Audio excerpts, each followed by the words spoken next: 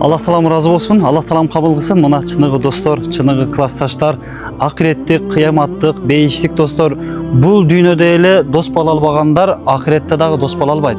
Бул жалган дүйнөдө дагы бири-бирине көмөктөшө албаган достор акыретте дагы көмөктөшө албайт. Демек, ушул дүйнөдө көмөктөшүп, каралашып, жардамдашып келип отурабы ушул достору?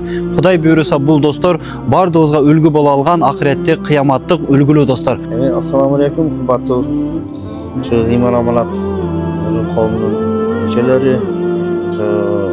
Алла таалам ушу али ажыбызга дагы ушундай мүмкүнчүлүктөр берген экен.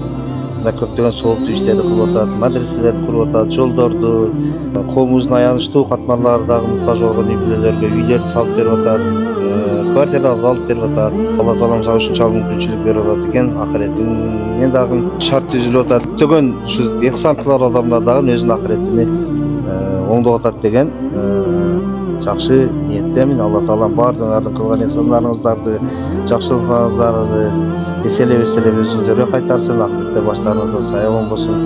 Ушул эми классташтардын атынан бир арзыбаган акча чогултуп келдик эле. Ушуну ушул үйгө салып кылып салымыбызды кошуп коелу деп.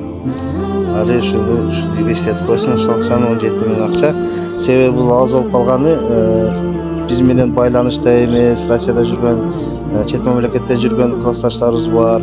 WhatsApp'ка кирбей калган группаларда жок классташтарыбыз бар. Иншаллах бунун дагы эмеси уланат деген ишеничтебиз.